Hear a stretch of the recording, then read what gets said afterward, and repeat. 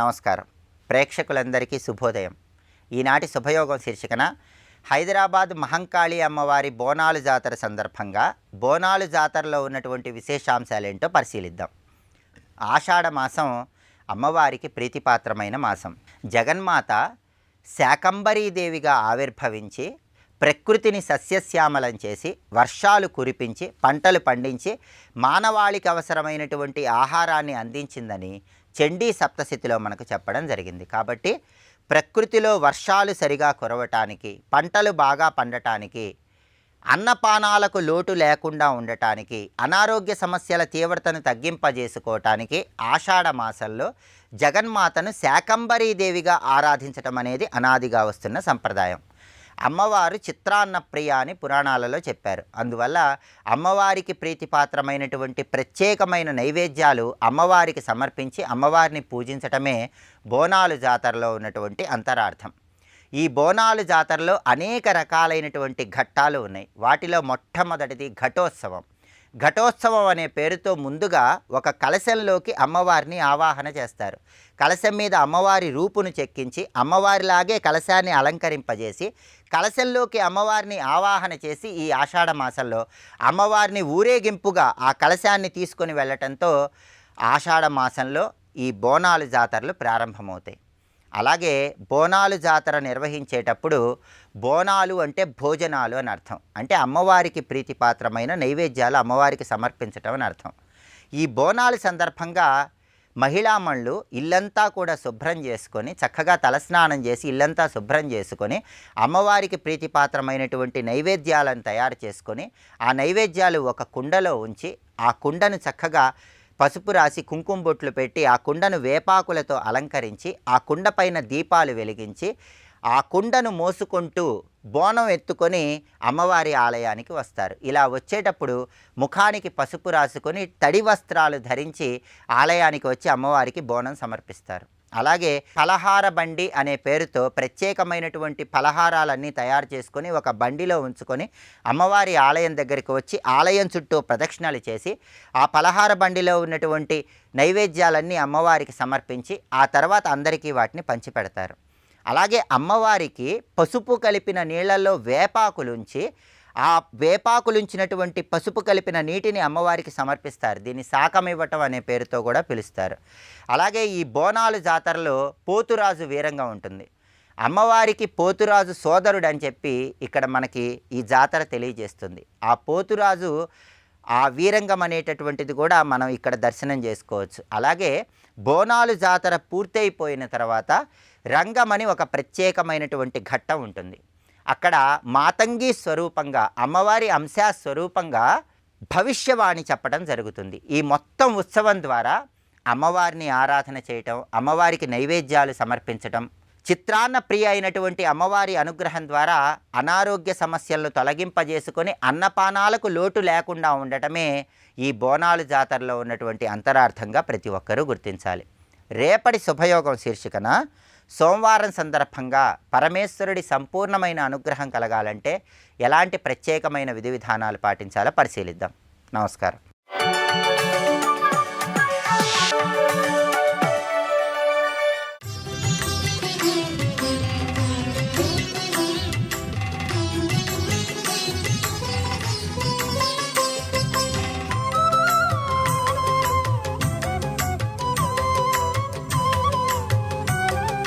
పృథ్వీలింగ రూపంలో ఉన్నాడు ఏకాంబరేశ్వర స్వామి.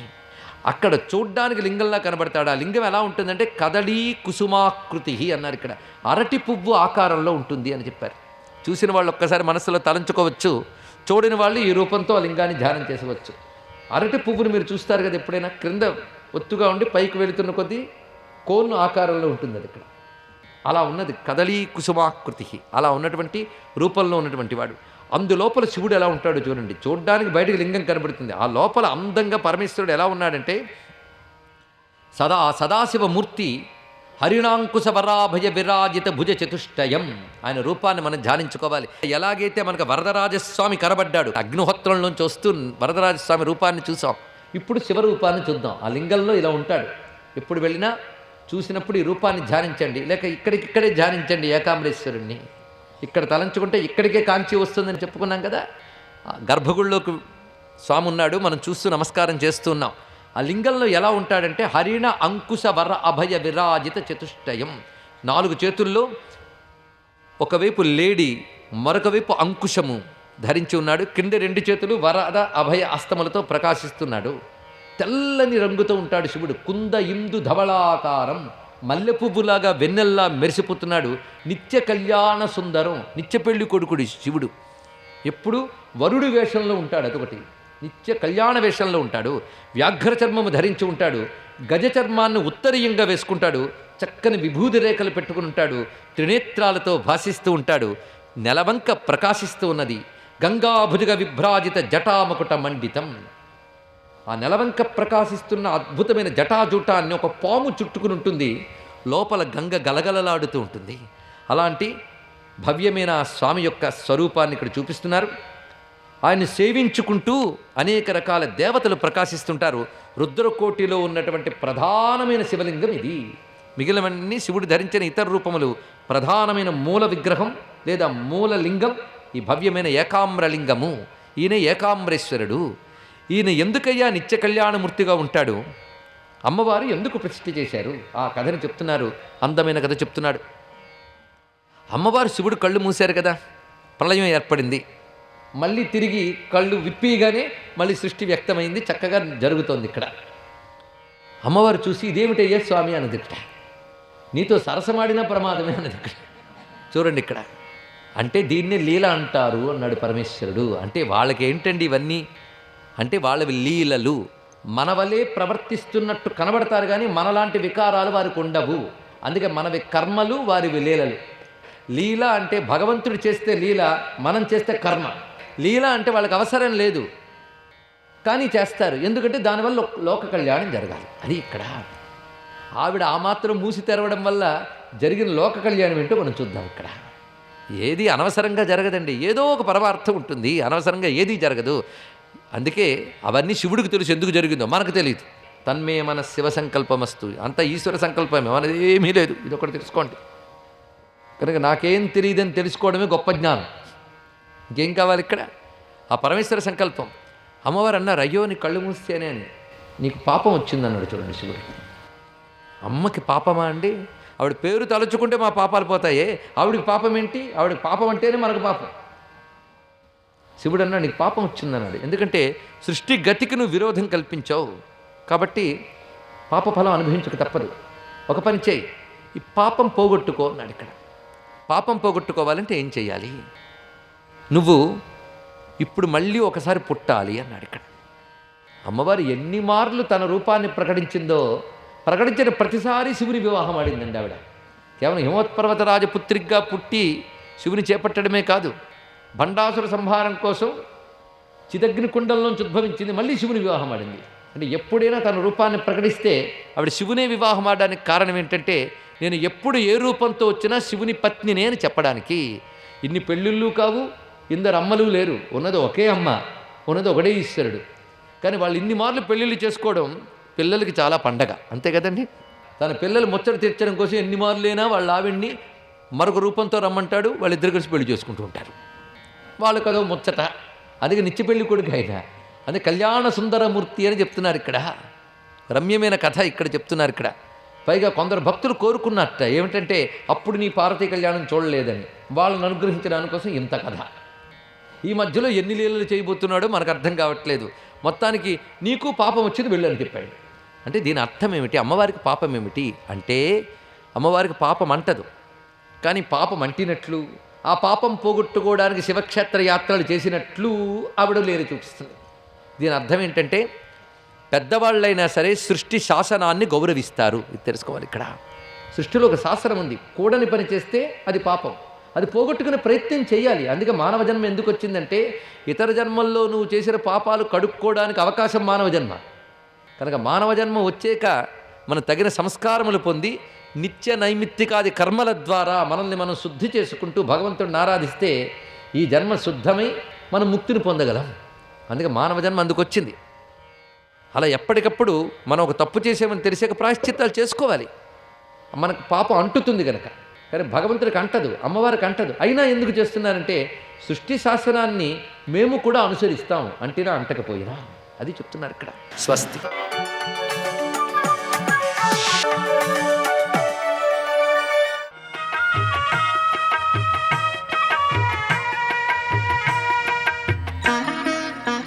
శ్రీగణేశాయ నమః. శ్రీసరస్వత్యై నమః. శ్రీపాదవల్లభనరసింహసరస్వతి. శ్రీగురుదత్తాత్రేయాయ నమః. శ్రీగణపతి సచ్చిదానంద సద్గురుపాదారవిందాభ్యాం నమో నమః. జయ గురుదత్త. యత్ స్వీకార్యం శిష్యాత్ నిర్ణేతవ్యం హి భవతి తద్గురుణా. క్షేత్రే విజాతి వృక్షం కర్షకవర ఏవ వేత్తి నహి ధేను. ఒక ధనవంతుడు తన కొడుకు చదువు చెప్పమని గురుగారి దగ్గర తీసుకెళ్ళాడు. మరి అక్షరాలు నేర్చుకునే చదువు కాదు, అడ్వాన్స్ స్టడీ. అప్పటికే కొన్ని విద్యలు సాధించి ఉన్నాడు ఆ కుర్రాడు. అంచేది తండ్రి గారు ఏం చెప్పారంటే, మా కుర్రాడికి బాగా సంగీతం వచ్చండి, సాహిత్యం వచ్చండి, విజ్ఞాన శాస్త్రం కూడా కొంత వచ్చండి, మరి ఆటలు పాటలు వీటిల్లో కూడా గట్టివాడు. ఇవన్నీ ఉండగా మీ దగ్గర విశేష శిక్షణ కోసం తీసుకొచ్చాం, మీరు ఏది కావాలంటే దక్షిణగా ఇస్తాం. అలా పుచ్చుకోవడం మీకు ఇష్టం లేకపోతే మీ దగ్గర ఉన్న విద్యార్థుల్లో కొంతమంది పాఠాలు చెప్పమంటే మాకు పిల్లవాడు చెబుతాడు, కొన్ని సబ్జెక్టులకు వచ్చు కనుక పాఠాలు చెబుతాడు. అథవా విద్య అని ఉంది కనుక విద్య చెప్పి విద్య తీసుకోవచ్చు. కనుక ఏదో మీకు ఏ రకంగా సేవ కావాలన్నా ఆ రకంగా సేవ చేస్తాం మేము అని చాలా వినయంగా చెప్పాడు. ఆ కుర్రవాడు కూడా చిత్తం గురుగారు తాను ఎట్లా చెబితే అలా చేస్తానండి వినయంగా మాట్లాడుతున్నాడు. ఆ గురువుగారు తృప్తిగా చూడలేదు. ఏమిటండి మేము ఇంత వినయంగా మాట్లాడుతుంటే మీరేమో అసంతృప్తిగా ఉన్నారు, మేము చేసిన తప్పేమిటి అని ప్రశ్నించాడు విద్యార్థి. సమాధానం చెబుతున్నాడు గురువుగారు. యత్ స్వీకార్యం శిష్యాత్ నిర్ణేతవ్యం హి భవతి తద్గురుణ. శిష్యుడి దగ్గర నుంచి ఏది తీసేసుకోవాలో దాన్ని నిర్ణయించవలసింది ఎవరంటే అది శిష్యుడు కాదు, గురువు. ఎందుకంటే పెద్ద పొలం ఉంది, పొలంలో పంట వేసాం, పక్క నుంచి ఆవు వచ్చి పడింది, వేసేస్తోంది. ఆవు మేసేస్తుంటే దీంట్లో ఈయన వరి పంట వేసాడు, మధ్యలో కలుపు మొక్కలు వచ్చినాయి, కలుపు మొక్కలు మాత్రం మనం తినేసినట్టయితే ఈ రైతు గారికి కాస్త ఉపకారం చేసినట్టు అవుతుంది అనుకుని తింటాం. ఆవుకి చేత అవుతుందా? ఆవు చేత కాదు. కలుపు మొక్కలు తినేస్తుంది, అసలు మొక్కలు తినేస్తుంది, అన్నీ తినేస్తూ ఉంటుంది. ఎవరు తెలుస్తుంది? ఆ పంట వేసినటువంటి కర్షక వరహ రైతున్నాడు, వాడికి తెలుస్తుంది దీంట్లో అసలు మొక్క ఏది, కలుపు మొక్క ఏది అని. కలుపు మొక్కని పీకేయాలి. గురువు కూడా శిష్యుని చూస్తాడు, వాళ్ళలో కొన్ని ప్రజ్ఞలు ఉంటాయి, కొన్ని సద్గుణాలు ఉంటాయి, కొన్ని అవగుణాలు ఉంటాయి. ఏం చేయాలి? గురువు యొక్క ధర్మం ఏమిటి? సద్గుణాలని వృద్ధి చేయాలి, అవగుణాలని వాటిని తొలగించాలి. ఆ తొలగించినట్టు తొలగిస్తాడు ఆజ్ఞ ద్వారా కాదు, తన ఉపాయం ద్వారా తను తీసేసుకుంటాడు దాంట్లోంచి, వాడి దగ్గర నుంచి. అదే దక్షిణ. అంచేత గురువుగారు ఏమంటున్నా అంటే, నువ్వు నా దగ్గర ఉండు, నేను చెప్పింది చేస్తూ ఉండు, నీ దగ్గర నుంచి ఏమేం తీసేయాలో అది నేను తీసేస్తా. ఎందుకని? ఏం తీసేయాలో నాకు తెలుసు, నీకేం వచ్చో నీకు తెలుసు తప్పితే నీకు ఉన్నటువంటి దోషాలు ఏమిటో నువ్వు గుర్తించలేవు. నీ దోషాన్ని నువ్వు గుర్తించగలిగినట్టయితే అప్పుడు నిజమైనటువంటి విద్య నీకు అబ్బినట్టు లెక్క. కనుక నీ దోషాన్ని నువ్వు గుర్తించలేకపోవటమే అసలైన అవిద్య, నీ దోషాన్ని నువ్వు గ్రహించడమే అసలైన విద్య. నా దగ్గర నువ్వు నేర్చుకోవాల్సింది ఏంటంటే విద్య నేర్చుకోవాలంటే ఏంటి? నీ దోషాన్ని నువ్వు గుర్తించగలగాలి ఎప్పుడు, ప్రతి స్థానంలో, ప్రతి క్షణంలో, ప్రతి సన్నివేశంలో. కనుక ఈ సూక్తి ద్వారా స్వామీజీ మనకి అందిస్తున్నారంటే, గురువు దక్షిణగా స్వీకరించేది తన స్వార్థం కోసం కాదయ్యా, నీలో ఉండేటువంటి ఏదో ఒక అవగుణాన్ని తొలగించడం కోసం గురుదక్షిణ నెపంతో దాన్ని తీసుకుంటాడు. అదే సరి అయినటువంటి నిజమైనటువంటి సద్గురు యొక్క లక్షణం ఇలా ఉంటుంది. ఆ విషయాన్ని గ్రహించి సర్వస్వ సమర్పణ, వెనకాల సూక్తుల్లో చెప్పినట్టుగా అహంకార సమర్పణ, శరణాగతి, ఆ రూపమైనటువంటి విధానంతో గురూపసదనం చేసినట్టయితే, ఉపసదనం అనే మాట చాలా గొప్ప మాట. ఉపసదనం అంటే గురువుల దగ్గరికి వెళ్ళి పూర్తిగా వారికి అనుకూలంగా అక్కడ నివాసం చేయటం. అటువంటి గురూపసదన విధానాన్ని అనుసరించినప్పుడు ఉత్తమోత్తమైనటువంటి ఆధ్యాత్మిక విద్య, ఉత్తమమైనటువంటి లౌకిక విద్య మనకు లభిస్తాయి అని మనకి సూక్ష్మం చెబుతున్నారు. అటువంటి స్థితిని మన విద్యార్థులు సాధించుగాక. జయ గురుదత్త.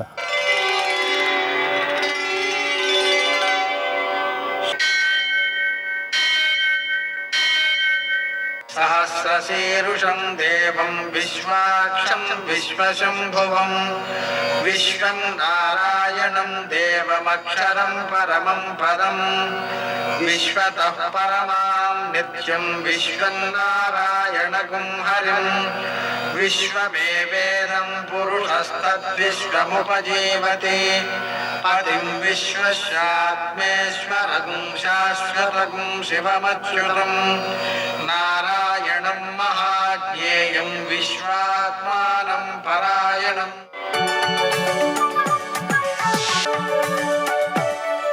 सूर्यशौर्यमथेन्दुरिन्द्रपदवी सन्मङ्गलं मङ्गलम् कर्ता जगतां भर्ता संहर्ता महसां निधि ప్రణమామి తమాదిత్యం బహిరంతస్తమోభం. నేటి కాలమాన విశేషాలను గమనిద్దాం. స్వస్తి శ్రీ చాంద్రమాన క్రోధినామ సంవత్సరం దక్షిణాయనం గ్రీష్మ ఋతువు ఆషాఢమాసం కృష్ణపక్షం ఆదివారం. సూర్యోదయం 5:58 సూర్యాస్తమయం 6:47. తిథి అష్టమి రాత్రి 7:20 వరకు. నక్షత్రం అశ్విని ఉదయం 11:49 వరకు. వర్జం ఉదయం 8:01 నుంచి 9:32 వరకు. మరల రాత్రి 9:04 నుంచి 10:36 వరకు. దుర్ముహూర్తం సాయంకాలం 5:04 నుంచి 5:56 వరకు. అమృతకాలం శేషంగా మిగిలినది ఉదయం 6:30 వరకు. రాహుకాలం ఆదివారం కాబట్టి సాయంకాలం 4:30 నుంచి 6 గంటల వరకు. అష్టకవర్గ రీత్యా శుభప్రదమైన సమయం సాయంకాలం 4 గంటలకి. నేటి విశేషం అనఘాష్టమి రుద్ర సావరణిక మన్వాది.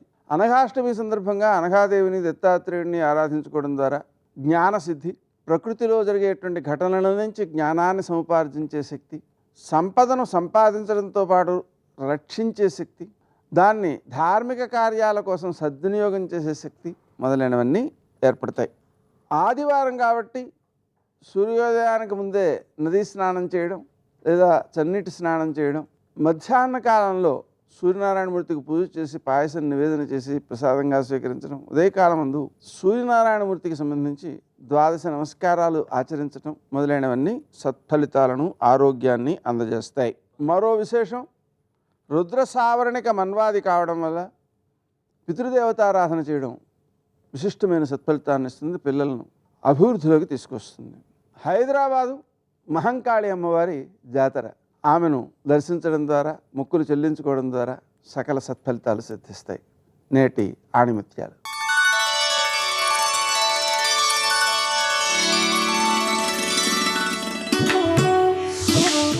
విజయానికి ఒకే ఒక్క మార్గం, మరొక్కసారి ప్రయత్నించడమే.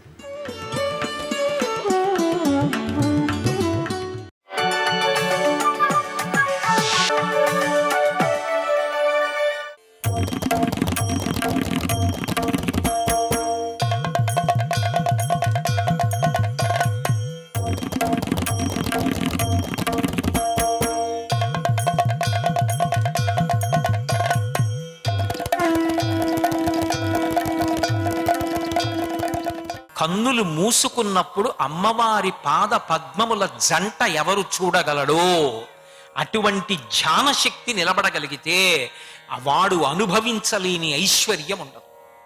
కానీ తాదాత్మ్యత, దానితో విర్రవీగడం ఉండదు, దానితో తాదాత్మ్యత ఉండదు, వాటి మధ్య ఉంటాడు. మనసు మాత్రం ఎప్పుడూ భగవంతుని యందు రమిస్తుంది. ఆ స్థితి దేని వల్ల వస్తుంది అంటే మనసు షట్పది కావాలి. పంచేంద్రియములు మనసు 6 కలిసి 9 అయ్యి అమ్మవారి పాదములన్న పద్మముల మీద వాలగలిగితే అవి పరం లక్ష్మీ పాత్రం శ్రియమతి సృజంతౌ సమయినాం. ఆ తల్లి ఇవ్వలేనిది లేదు. ఇక్కడ నేను ఓ మాట అంటున్నప్పుడు మీరు ఒకటి అర్థం చేసుకోవాలి. ఆ తల్లి అని నేను అన్నప్పుడు ఆ తండ్రి అన్న మాట కూడా అన్వయం. ఎందుకని? నేను పాదముల జంట అంటున్నాను. పాదముల జంటలో ఏ కాలు ఎవరిది? ఎడంవైపు కాలు ఆవిడిది, కుడివైపు కాలు ఆయనది. మరి పాదముల జంటకి నమస్కరిస్తున్నాం అంటే అర్ధనారీశ్వర స్వరూపంలో ఇద్దరికీనా? మరి పరమాచార్య స్వామి వారు ఆవిడ అర్ధనారీశ్వర స్వరూపం అని నిర్ధారిస్తే ఆవిడ కాళ్ళకి దండం పెడితే పార్వతీ పరమేశ్వరులు ఇద్దరికీ నమస్కారం పెట్టామా? ఇద్దరికీ నమస్కారం పెడితే ఏదో ఓ కాళ్ళలోంచి వస్తున్న శక్తి కాదు, రెండు కాళ్ళలోంచి వస్తున్న శక్తి. అది అనుగ్రహించి వస్తున్నటువంటిది మనసులోంచి వస్తోంది. ఆ మనసు ఒకళ్ళు ఇస్తానని ఒకళ్ళు ఇవ్వనని అంటే ఎలా కుదురుతుంది? రెండు పాదములేమో కానీ మనసు మాత్రం ఒకటి. పార్వతీ పరమేశ్వరులు రెండుగా అనిపిస్తుందేమో, పోనీ అర్ధనారీశ్వర స్వరూపమైన వామార్థ భాగంలో పార్వతీదేవి, కుడి చేతి వైపు దక్షిణ భాగం శంకరుడు, కుడి పాదం అయ్యవారు, ఎడమ పాదం అమ్మవారు అనిపిస్తుందేమో, మనసు మాత్రం ఒక్కటే. రెండు మనసులు మాత్రం కావు, ఒకటే మనస్సు ఇద్దరిది కలిపి. అందుకే ఆ మనసు నుంచి అనుగ్రహ శక్తి ఉంటుంది. ఆమె పాదములను స్మరించుట అంటే ఆయన పాదములను స్మరించుట అని కూడా అర్థం తప్ప వాళ్ళిద్దరి మధ్య భేదం ఉండదు. ఇక అది ఆ తత్వానికి ఉన్నటువంటి గొప్పతనం. నేను అమ్మవారిని దృష్టిలో పెట్టుకుని మాట్లాడుతున్నాను కాబట్టి ఇప్పుడు అలా అమ్మ ఎవరైతే నిన్ను ధ్యానం చేశారో వారికి పరం లక్ష్మీ పాత్రం శ్రియమతి సృజంతౌ సమయినాం. ఆ తల్లి ఇచ్చేటటువంటి లక్ష్మీ కటాక్షం ఇంత అంతా అని చెప్పడం ఎవరికి సాధ్యమయ్యేటటువంటి విషయం కాదు. అంత అద్భుతమైనటువంటి ఐశ్వర్యాన్ని ఆవిడ ఇవ్వగలదు. చెంగాలమ్మ తల్లిని నమ్ముకుని పంట పొలాల్లో ఎక్కడైనా చీడా పీడా పుడితే తెల్లవారుజామున నిద్ర లేచి రైతులు కాళంగా నదిలో స్నానం చేసి మౌనంగా దేవాలయానికి వచ్చి పూజ చేయించుకుని విభూతి పట్టుకెళ్ళి పంట మీద చల్లుతారండి.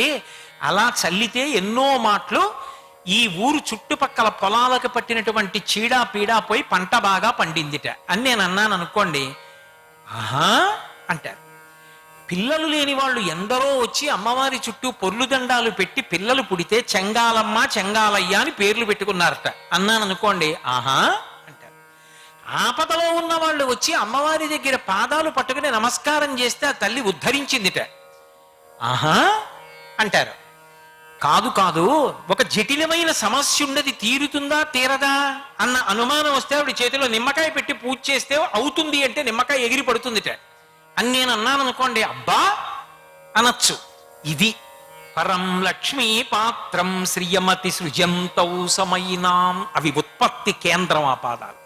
ఎన్ని ఐశ్వర్యాలు ఎన్ని రక్షణలు ఉన్నాయని నీవు చెప్తున్నావో అన్నీ అక్కడి నుంచి పుడుతున్నాయి. నీటి బుగ్గలోంచి నీరు పుట్టినట్టు. ఒక బొగ్గ ఉంది, నీటిలోంచి బుడగలు వస్తుంటాయి, ఆ బొగ్గలోంచి నీళ్ళన్నీ వస్తున్నాయి. ఆ నీరు ప్రవాహంగా అలా వెళ్ళిపోయింది. ధ్రువతీర్థం అని వెంకటాచలంలో ఇప్పటికీ చాపాలి తీర్థానికి వెడితే పైకి వెడితే కనపడుతుంది, బుడగల బుడగల బుడగల బుడగ కింద వస్తుంటుంది, పైనుంచి ప్రవాహం వస్తుంటుంది, బోరడంత నీరు కిందకి వరకు వెళ్ళిపోతుంది. ఇవన్నీ ఇక్కడి నుంచే పుట్టాయా అండి? అక్కడి నుంచే పుట్టాయి. ఇక్కడి నుంచి ఇంత నీరు వస్తుందా ఆగకుండా? రాత్రింబవళ్ళు 365 రోజులు 6 ఋతువులు 1 సంవత్సరం పాటు ఎక్కడ ఆగదా? ఎప్పుడు ఆగదా? ఆగదు. ఇప్పుడు ఎక్కడి నుంచి పుట్టింది? అక్కడే బుగ్గలోంచి పుట్టింది. నువ్వు ఐశ్వర్యము రక్షణ కాపాడబడుట, నీకు లేనివి ఇచ్చి యోగము కల్పించుట, ఉన్నవి రక్షించి క్షేమమిచ్చుట ఏ మాట వాడు? ఎక్కడి నుంచి పుట్టాయి? బుగ్గలోంచి పుట్టాయి. ఏ బుగ్గ? ఆవిడ పాదాల్లోంచి పుట్టాయి. ఇప్పుడు అవి ఏవి అన్నది ఎవరి భక్తికి ఎవరి అనుభవానికి ఏవి నిజాలయ్యాయో అవన్నీ ఆవిడ ఐశ్వర్య హేతు, ఆవిడ ఇచ్చిన ఐశ్వర్యములుగా కనపడతాయి. ఇప్పుడు అవి నీకు అనుమానాలు ఎందుకు అవ్వాలి? ఒక శాస్త్రవేత్త అమ్మ నా మేధస్సుతో ఒక ఉపగ్రహాన్ని తయారు చేశాను, ఇక్కడ కూర్చొని ఇది వెడుతోందని లెక్క పెడుతుంటాను ఇక్కడి నుంచి ఏదో ఒక దాంట్లో పరికరంలో చూసి. కానీ ఇక్కడ చూడ్డానికి ఓ పరికరం పెట్టాను, అది వెళ్ళడానికి ఇంధనం పెట్టాను. కానీ పరికరంలో కనపడేటట్టుగా అది కక్షలోకి ప్రవేశపెట్టబడేటట్టు, అది నేను చెప్పినట్టు వెళ్ళేటట్టు చెయ్యగలిగినది ఎవరు అంటే ఈ గ్రహములను నక్షత్రములను నిలబెట్టి భూమిని గ్రహాల్ని ఇన్ని బ్రహ్మాండాల్ని నియతి తప్పకుండా తిప్పుతున్న తల్లి ఎవరుందో ఆవిడే దీన్ని కూడా కక్షలో తిప్పగలదు. మిగిలిన గ్రహాలతో ఇప్పట్రా అమ్మ తిప్పమ్మ, తిప్పితే లోకానికి అంతటికీ ఉపకారం ఉందమ్మా. అది తిరిగితే ఎక్కడెక్కడ ఏ ఉన్నాయో అన్నీ తెలుస్తాయి. 10 మందికి నూనె దొరుకుతుంది, 10 మందికి ఆహారం దొరుకుతుంది, 10 మందికి భద్రత ఏర్పడుతుంది, ఏ విమానం ఎక్కడెడుతోందో తెలుస్తుంది. అందుకనమ్మా నీ గ్రహాలతో పాటు నేను సృష్టించిన ఈ గ్రహాన్ని కూడా పైకి పంపు, ఇదో ఉపగ్రహం అంటే. ఆవిడ నవ్వు నవ్వి యశస్విని, ఆవిడ కీర్తినిస్తుంది. ఎక్కడ నుంచి ఎక్కడ వరకైనా ఆవిడ ఇవ్వగలదు, ఆవిడ ఇవ్వలేనిది అన్నది మాత్రం లేదు. అందుకని ఎవరావిడ? పరం లక్ష్మీ పాత్రం శ్రియమతి సృజంతౌ సమయినాం. సమయాచార తత్పరులు అన్న మాటకు అర్థం ఏంటంటే బాహ్య పూజ చేయని వాళ్ళు అని కాదు, కానీ లోపల ఎప్పుడూ ఆవిడ గురించి ఆలోచన చేస్తుండేవాళ్ళు. సర్వం శ్రీ ఉమామహేశ్వర పరబ్రహ్మార్పణమస్తు. స్వస్తి.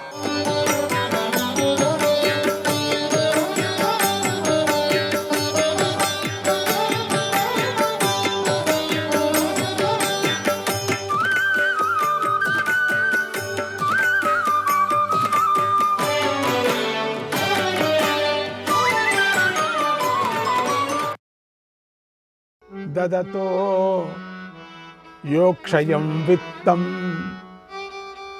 దదతో యోక్షయం విత్తం ధర్మే శ్రద్ధా చ వర్ధతాం ధర్మే శ్రద్ధా చ వర్ధతాం మనో మే రమతాం సత్యే మనో మే రమతాం సత్యే త్వత్ప్రసాద దుతాశన. దానం చేసే సువర్ణ రూపమైన నా ధనం అక్షయం అగుగాక, నాకు ధర్మం మీద శ్రద్ధ వృద్ధి పొందుగాక. హుతాశన, నీ అనుగ్రహం వలన నా మనస్సు సత్యం మీదనే ఉండుగాక అని ఆ కోరికలన్నీ పొందాడని కూడా విన్నాం. దర్శ పూర్ణమాసాలనే యజ్ఞాలతోనూ చాతుర్మాస్యాలతోనూ మళ్ళీ 1000 సంవత్సరాలు పూర్తిగా అశ్వమేధ యాగాలు చేశాడు. 1,00,000 గోవులను 100 కవచ కంచర గాడిదలను పూర్తిగా 1000 ఏళ్ల పాటు చేశాడట. అతడు సోమంతో దేవతలను, ధనంతో విప్రులను, స్వాధాకారాలతో పితృదేవతలను సంతృప్తిపరిచాడు. 10 బారల వెడల్పు రెట్టింపు పొడవు గల బంగారు భూమిని తయారు చేసి అశ్వమేధ మహాయజ్ఞంలో ఆ రాజు దక్షిణగా ఇచ్చాడు. గంగానదిలోని ఇసుక రేణువులు ఎన్ని ఉన్నాయో అన్ని గోవులను గయుడు దానం చేశాడు. అంటే అన్ని గోవులుంటే అంత అని కాదు, అంత లెక్కలేవన్నీ గోవులు అని చెప్పచ్చు. అందుకని సృంజయ, 4 భద్రాలలో నీకంటే అధికుడై నీ కొడుకును మించిన పుణ్యాత్ముడైన గయుడు కూడా మరణించాడు. నీవు కుమారుని కోసం వ్యథ చెందకు. సంకృతికి పుత్రుడైనటువంటి రంతీదేవుడు కూడా మరణించాడని విన్నాం. అతడు మహాతపస్వి. ఇంద్రుని ఆరాధించి అతని నుండి వరం పొందాడు. అన్నంచనో బహు భవేత్ అన్నంచనో బహు భవేత్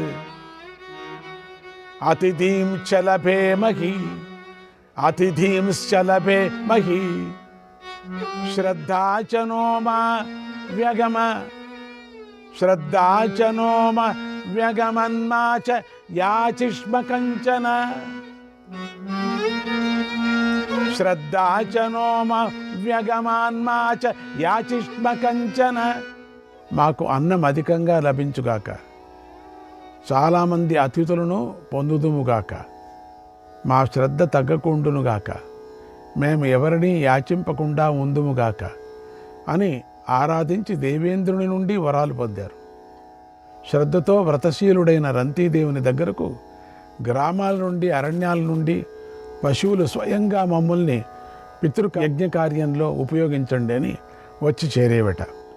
ఆ గోవుల చర్మాల రాశి వల్ల కలిగిన చెమ్మతో ఒక మహానది ప్రవహించింది. అదే తర్వాత చర్మణవతి అని పేరు పొందింది. పెద్ద సదస్సులో ఆ రాజు బ్రాహ్మణులతో మీకు 100 బంగారు నాణాలు ఇస్తాను అన్నాడు. అప్పుడు వారు అవి మేమే నీకు ఇవ్వగలం అన్నారు. అప్పుడు రాజు వారికి 1000 నిష్కాలు ఇచ్చి బ్రాహ్మణులను సంపాదించుకున్నాడు.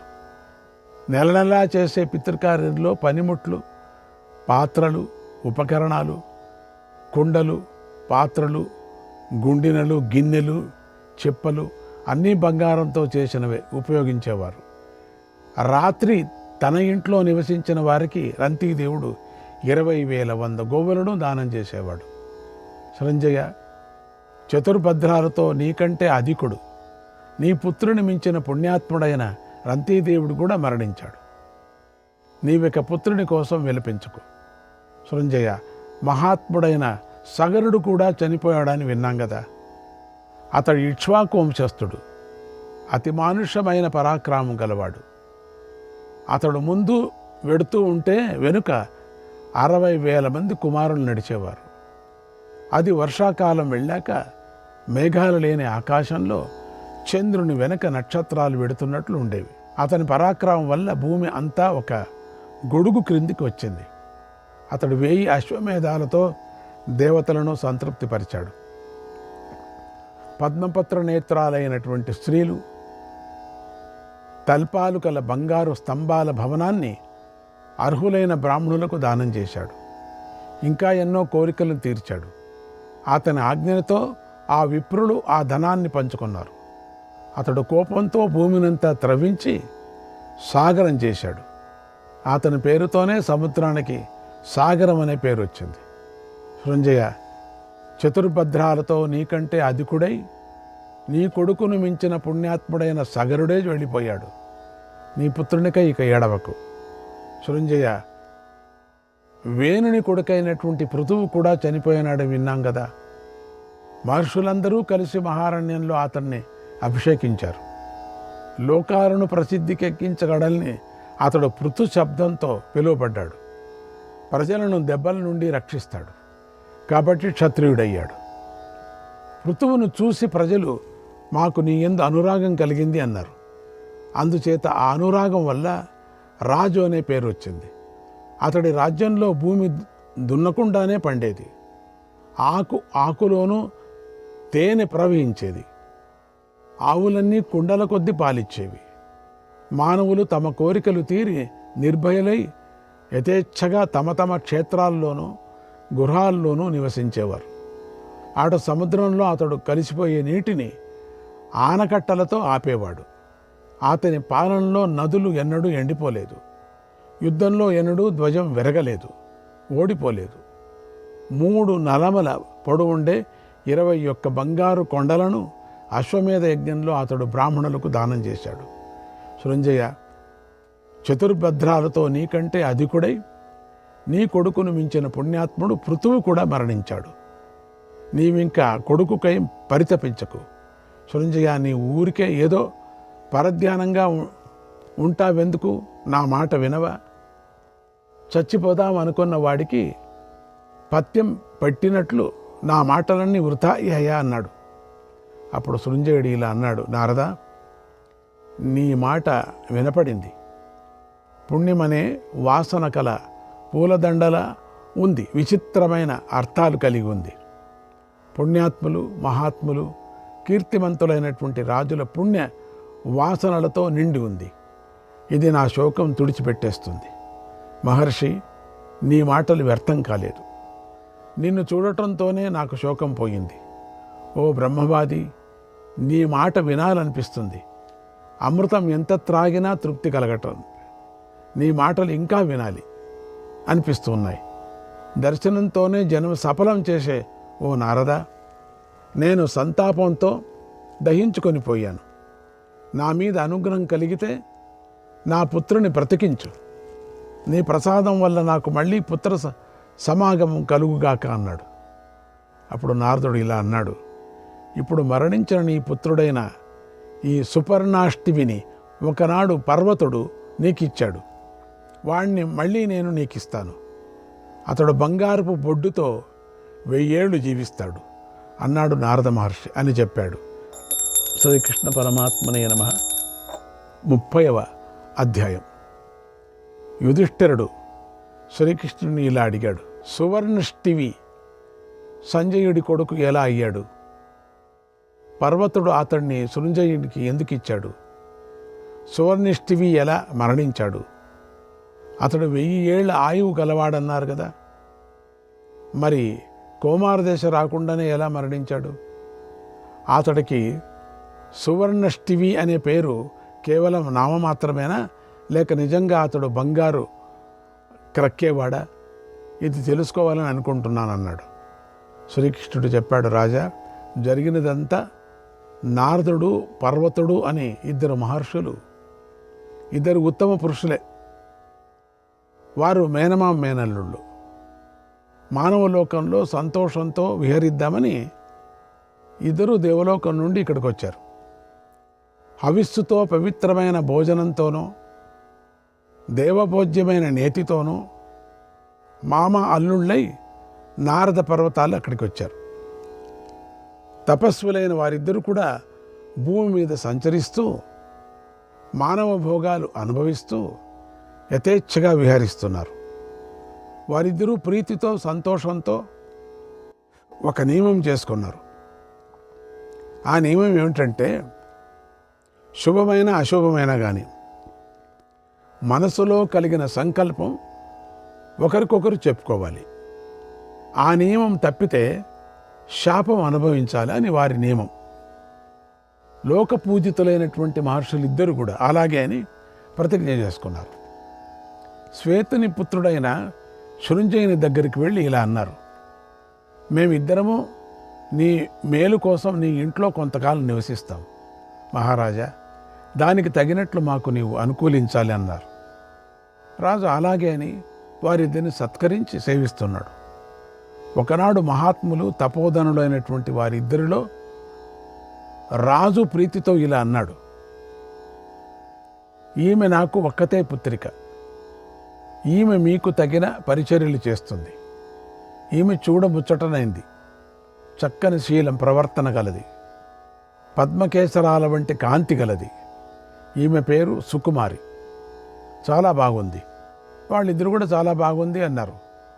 రాజు ఆమెను, అమ్మ, ఈ విప్రులిద్దరిని దేవతల్లాగా తండ్రిలాగా సేవించు అని శాసించాడు. ధర్మాచరణం చేసే ఆ కన్య తండ్రితో అలాగే అని రాజు ఆజ్ఞను అనుసరించి వారిని సత్కరిస్తూ సేవలు చేస్తుంది. ఆమె చేసే ఉపచారాల చేతను, ఆమె అందం చేతను వెంటనే నారదుని మన్మథుడు ఆవేశించాడు. నారదుని మనసులో శుక్లపక్ష చంద్రునిలాగా మెల్లగా కామం పెరగసాగింది. ధర్మవేత్త అయినటువంటి నారదుడు తన తీవ్ర కామానికి సిగ్గుపడుతూ మహాత్ముడైన మేనల్లుడికి విషయం చెప్పలేదు, సిగ్గుపడి చెప్పలే. కానీ పర్వతుడు తన తపశ్శక్తితోనూ నారదుని యొక్క చేష్టలతోనూ అతడు కామార్తుడు అయ్యాడని తెలుసుకున్నాడు. కోపంతో నారదుడిని శపించాడు. ఇలా అన్నాడు, శుభమైన అశుభమైన మనసులో ఏ సంకల్పం కలిగినా ఒకరితో ఒకరు చెప్పుకుందామని నాతో ప్రతిజ్ఞ చేసి ఇప్పుడు ఆ మాట తప్పావు. అందుచేత నిన్ను శపిస్తున్నాను. సుకుమారి మీద నీలో కలిగిన కామభావం గురించి నాకు ముందుగా చెప్పలేదు. అందుచేత ఇదిగో నిన్ను శపిస్తున్నాను. బ్రహ్మచారివి, పెద్దవాడువు, తపస్వివి, బ్రాహ్మణుడు అవి కూడా మనం చేసుకున్నటువంటి ప్రతిజ్ఞను భంగపరిచావు. అందుచేత నాకు చాలా కోపం వచ్చింది. నిన్ను శపిస్తాను, విను.